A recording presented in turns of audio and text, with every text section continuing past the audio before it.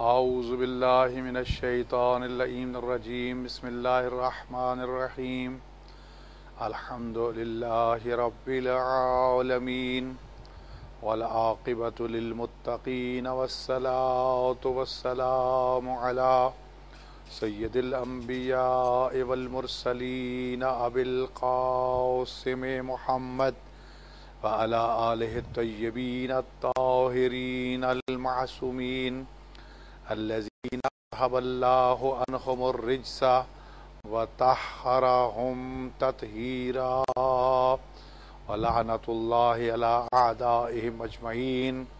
ملعونین من یوم عداوتہم الی یوم الدین اما بعد فقد قال امیر المؤمنین علی بن ابی طالب علیہ السلام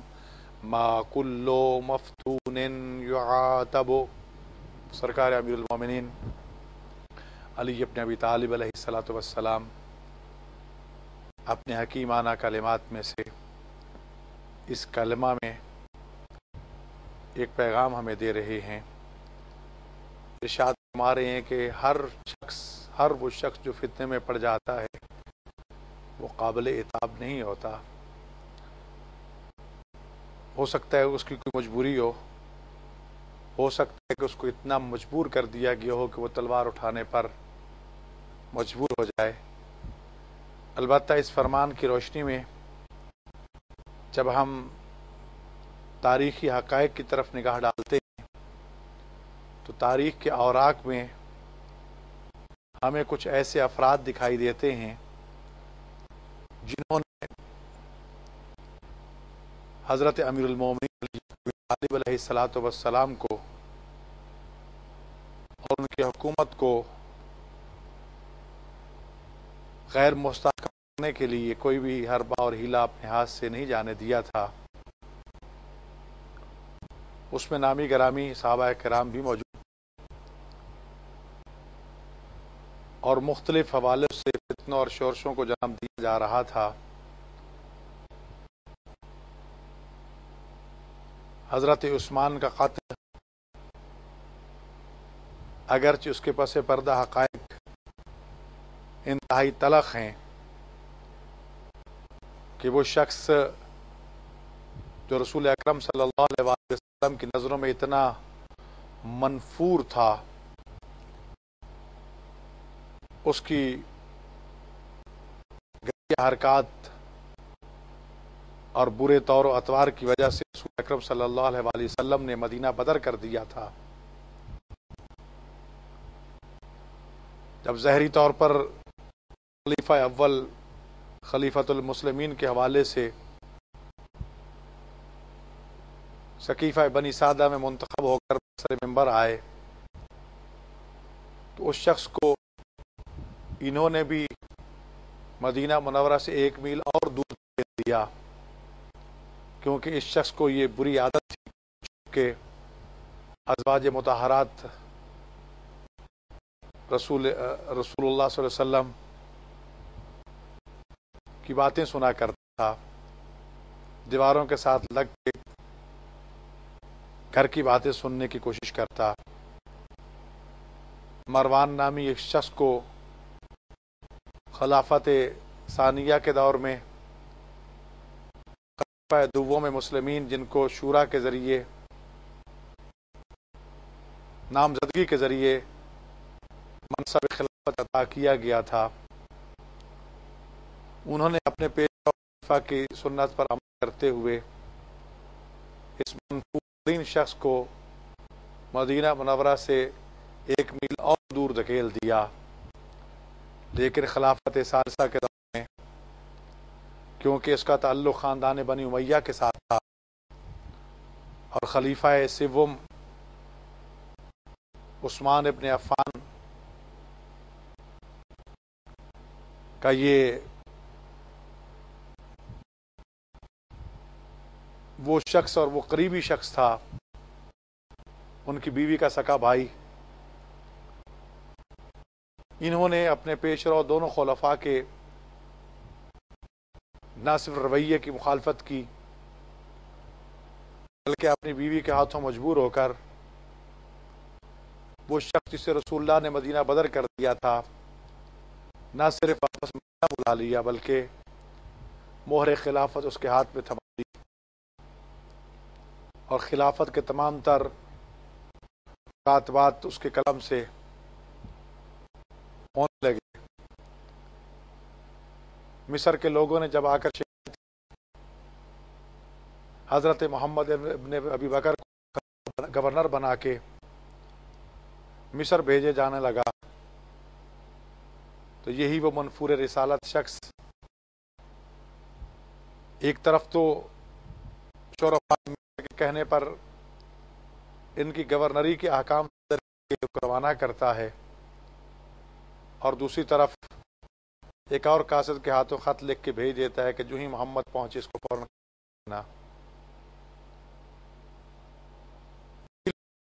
واپس آتے ہیں، وہ جاسوس یا وہ مکتوب لے جانے والا گرفتار ہوتا ہے،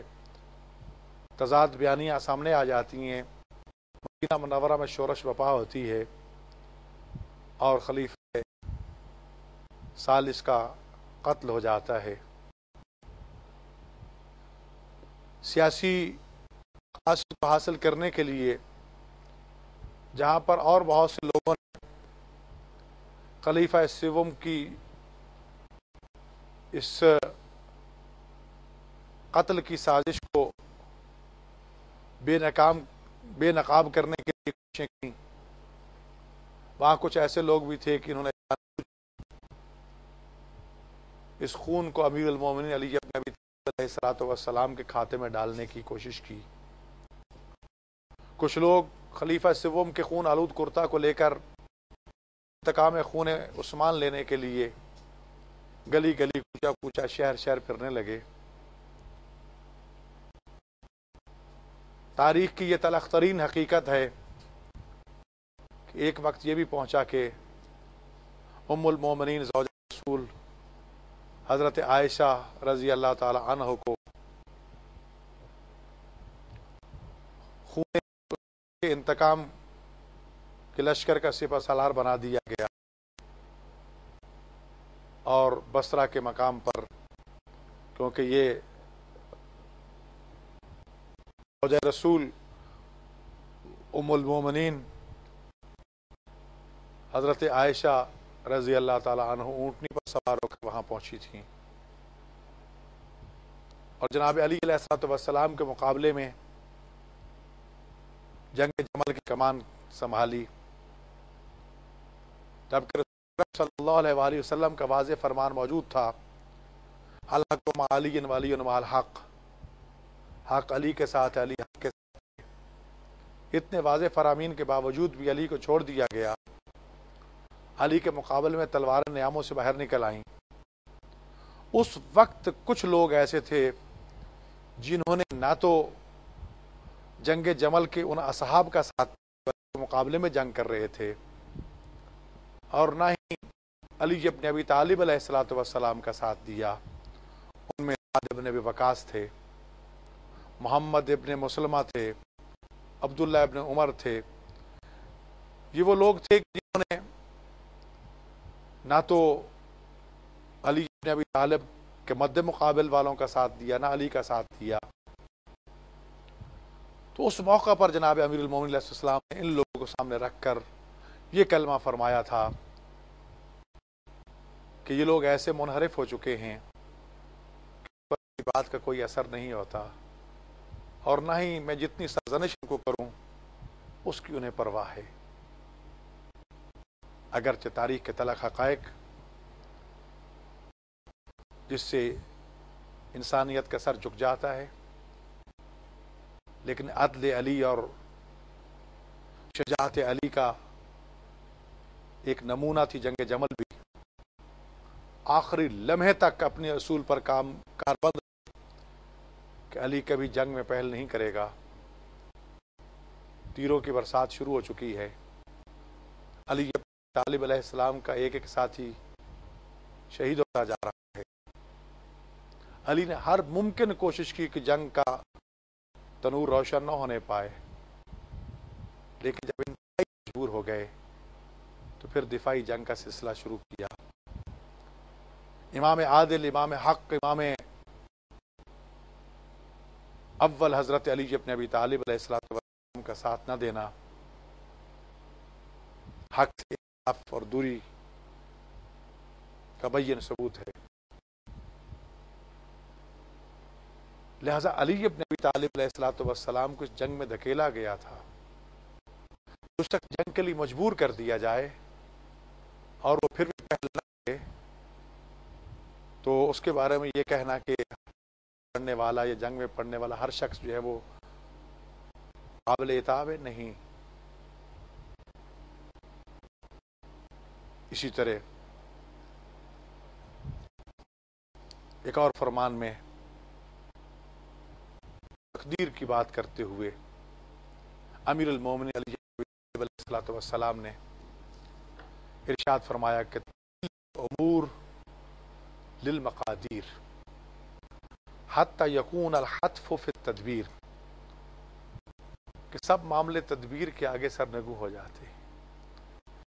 بڑے منصوبے بناتا ہے، بڑی پلاننگیں کرتا ہے، ایک سے ایک لائحہ عمل تیار کرتا ہے، لیکن وہ سارے معاملے تقدیر کے سامنے سرنگو ہو جاتے ہیں،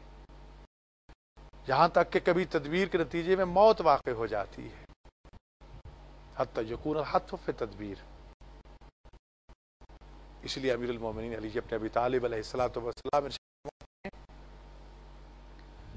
عرفت ربی بفاسخ، انسان چاہتا کچھ ہے، ہوتا کچھ ہے۔ انسان بڑے بڑے منصوبے بناتا ہے لیکن پایا تکمیل تک نہیں پہنچا پاتا۔ فرماتے ہیں میں نے اپنے پروردگار کو ارادوں کے ٹوٹنے سے پہچانا ہے۔ یہ فرمان بھی انسان کو اسی چیز کی طرف متوجہ کرتا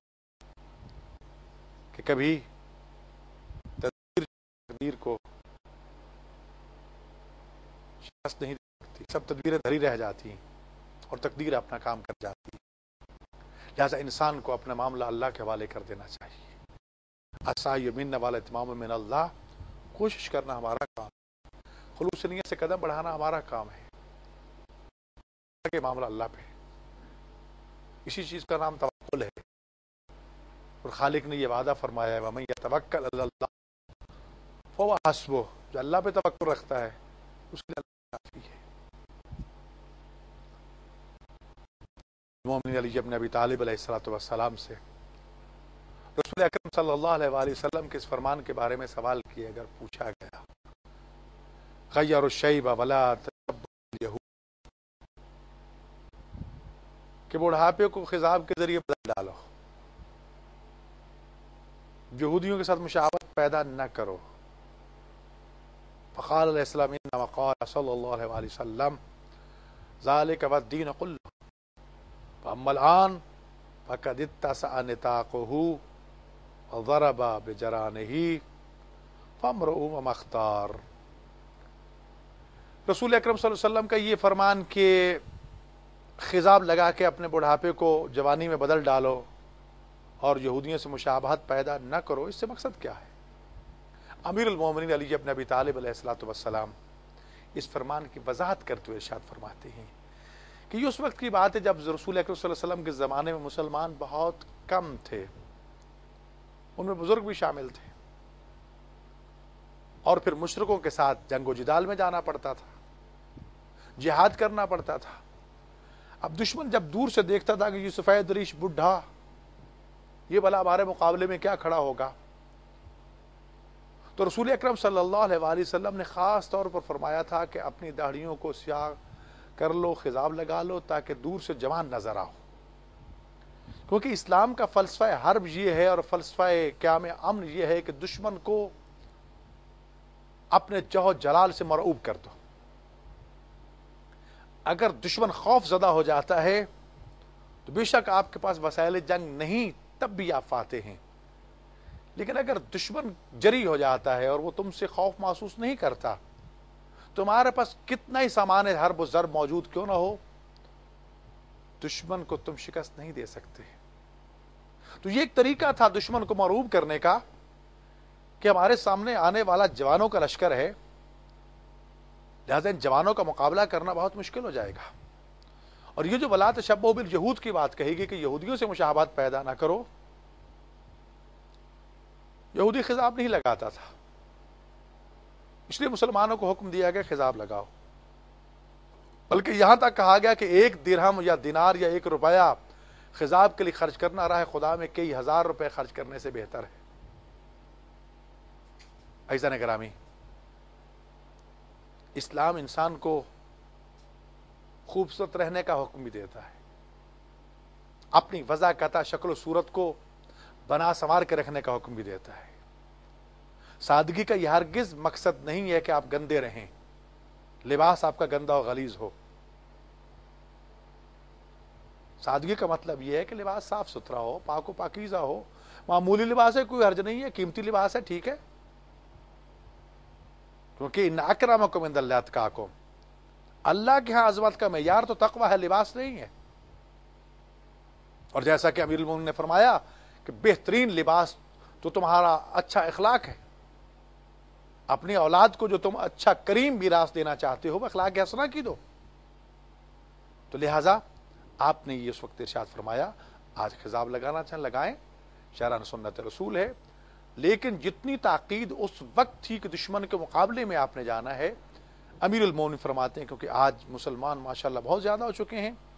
اسلام کا دامن پھیل چکا ہے، سینہ اپنا وہ ٹیک چکا ہے، اور آج ہر شخص کو اختیار ہے کہ وہ خضاب لگانا چاہے لگائے، نہ لگانا چاہے نہ لگائے۔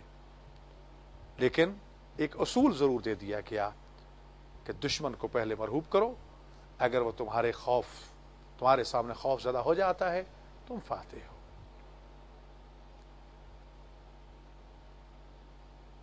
فقال علیہ السلام فی الذین اعتزلوا القتال معه خاذلوا الحق ولم ينصروا الباطل۔ پہلے عرض کیا جا چکا ہے جنگ جمل کے حوالے سے، تفصیل میں نہیں جانا چاہتا، کچھ لوگ اپنے تئیں غیر جانبدار بن کے بیٹھ گئے تھے، رسول اکرم صلی اللہ علیہ وآلہ وسلم کے ان فرامین کو پس پش ڈال دیا تھا کہ اے لوگو علی کے آگے مت چلنا، علی کے پیچھے چلنا، علی کو پڑھانے کی کوشش نہ کرنا، علی سے سیکھنے کی کوشش کرنا،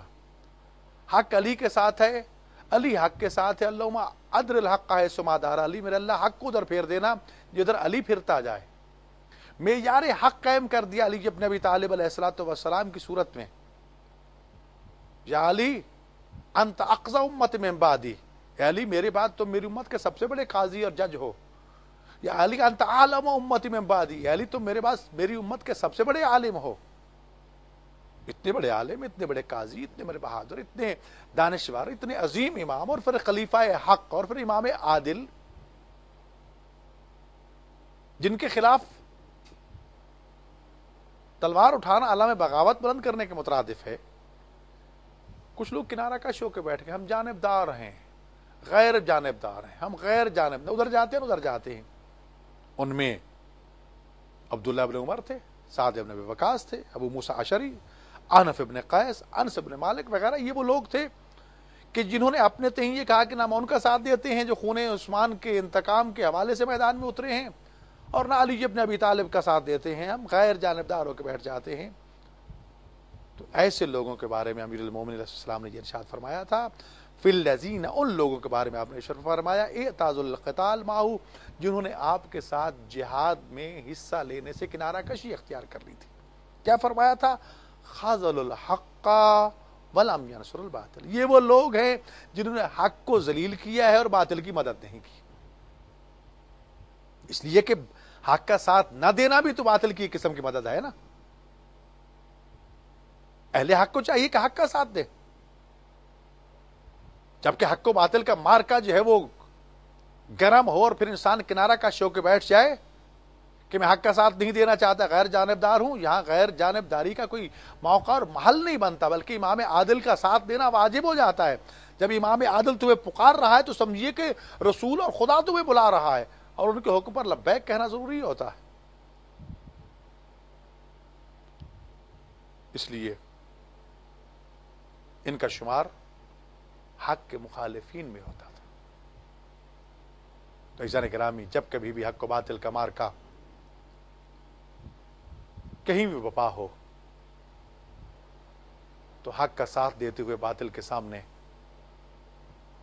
عزم شبیر کی طرح ڈٹ جاؤ. حق کا بہرحال ساتھ دو، ساتھ نہیں دو گے تب بھی مجرم ہو.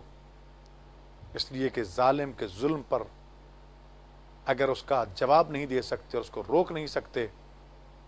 تو یاد رکھیے ظالم کے ظلم پر خاموش رہنا بہت بڑا جرم ہے، ناقابل معافی جرم ہے. اس لیے کہ الراضی بفعل قوم کا فاعل ہی، جو کسی قوم کے کسی عمل اور قول اور فعل پہ راضی ہو جاتا ہے وہ ایسے کہ جو ہے کہ وہ خود ایسا کام کرنے پر آمادہ ہے، وہ بھی ان میں شامل ہے. لہذا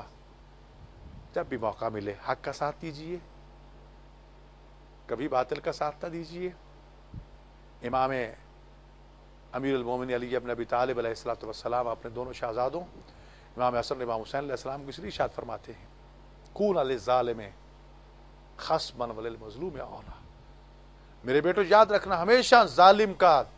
دشمن رہنا اور مظلوم کا ہمیشہ ساتھ دینا. علی سے بڑھ کر مظلوم کون ہوگا؟ وہ مظلوم کائنات امیر المومنین جن کی قربانیاں تاریخ اسلام کا ایک عظیم حصہ ہیں. میں عرض کیا کرتا ہوں اسلام کے باب جہاد میں سے علی ابن ابی طالب علیہ السلام کے کردار کو نکال کے اسلام کی تاریخ جہاد کو پڑھا جائے تو علی کے کردار کے بغیر تو وہ ایک گلی سڑی لاش سے بدتر صورت نظر آئے گی. اگر جہاد کو تقویت ملی اور جہاد نے مشرکین اور کفار پر فتح حاصل کی تو علی ابن ابی طالب علیہ الصلوۃ والسلام کا کردار تھا. لیکن یہی علی صبر و تحمل کا وہ پیکر جس نے رسول اکرم صلی اللہ علیہ وسلم کی رحلت کے بعد کیسے کیسے مظالم کا سامنا کیا، مظلومیت کا یہ عالم تھا کہ ایک دن جب گھر تشریف لائے پریشان حال ہیں صدیقہ کبریٰ بذات الرسول حضرت زہرا سلام اللہ علیہا ابو الحسن علی ابن ابی طالب علیہ السلام سے پوچھتی ہیں ابو الحسن میں نے سنا ہے کہ لوگ تمہیں سلام نہیں کرتے. تو مغموم ہو کے فرماتے ہیں زہرا کاش یہی حالت ہوتی تب بھی قابل برداشت تھی، معاملہ تو یہاں تک پہنچ چکا ہے میں سلام کرتا ہوں میرے سلام کا کوئی جواب دینے کو تیار نہیں ہوتا. اللہ اکبر، علی اتنے مظلوم، ایسے علی کا ساتھ نہ دینا بہت بڑا ظلم ہے. عزیزان کرامی، آج بھی مار کا حق و باطل جاری و ساری ہے. ہمیشہ حق کا ساتھ دیجیے، باطل سے کنارہ کش رہیے. اللہ تعالی ہمیں حق کا ساتھ دینے کی توفیق عطا فرمائے، باطل سے دور رہنے کی توفیق عطا فرمائے، اور ہمیں امیر المومنین علی ابن ابی طالب علیہ الصلوۃ والسلام کے یار و انصار میں شمار فرمائے. والسلام علیکم ورحمۃ اللہ وبرکاتہ. شکریہ.